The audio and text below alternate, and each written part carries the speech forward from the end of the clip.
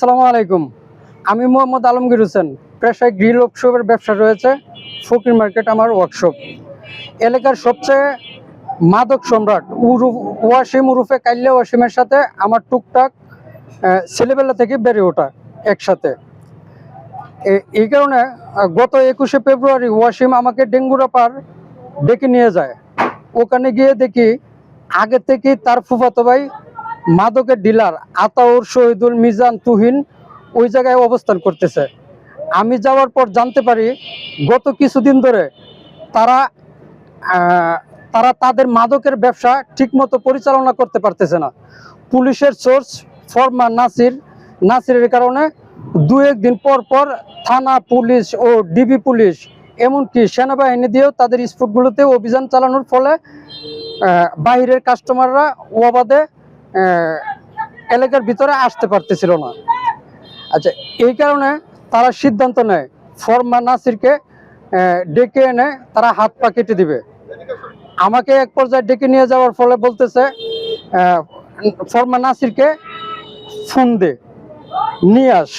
তখন আমি না করার কারণে এক পর্যায়ে ওয়াসিম উরুফে কাইল্লা ওয়াসিম আমাকে চড়তাপ্পড় মারার ফলে ওখান থেকে আমি দৌড়ে কোনো রকম যান বাঁচানোর ফলে আমি পালায়ে আসার পরে ওই 23 তারিখ বিকেলের দিকে বা কাহারা ওয়াসিমকে রক্তাক্ত অবস্থায় মেরে ফেলে রেখে যায়, যা আমি কোনো কিছু জানি না।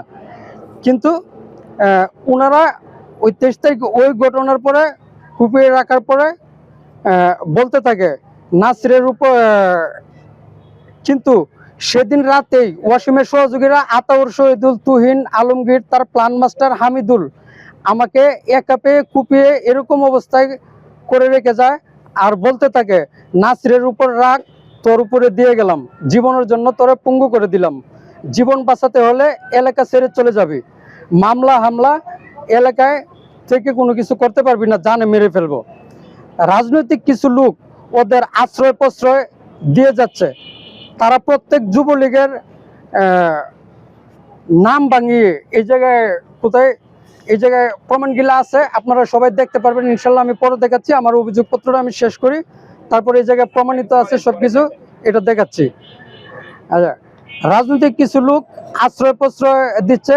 তারা প্রত্যেক যুবলীগের নাম ভাঙিয়ে মাদক রাজত্ব কায়েম করলেও এখন বিএনপির নাম ভাঙানোর চেষ্টা করছে। তাদের স্পটগুলো শহীদুলের বাসায় 2য় তলা, আতাউরের বাংলো আর ডেঙ্গুরা পুকুর পাড়, এদের এখান থেকে পুরা গাছায় মাদক নিয়ন্ত্রণ করা হয়। সর্বোপরি একটা কথা বলতে চাই, ওয়াসিম উরুফে কাইল্লা ওয়াসিমের ওয়াইফ মিজান এবং তুহিনের মোবাইল ট্র্যাক করলেই বুঝতে পারবেন গাজীপুরের কোন কোন নেতা এই মাদক ব্যবসার সাথে জড়িত। আমি জোর দাবি জানাচ্ছি এদের ফোনগুলা ট্র্যাক করা হোক। আমি প্রশাসনের দৃষ্টি আকর্ষণ করছি, এই যে নেতারা এই মাদক ব্যবসার সাথে জড়িত তাদের আইনের আওতায় দ্রুত আনা হোক। আমার মতো আর কারো যাতে এই অবস্থা না হয়। আমি এই মাদক ব্যবসার বন্ধের পাশাপাশি আমার উপরে এই হামলার সঠিক বিচার দাবি করছি।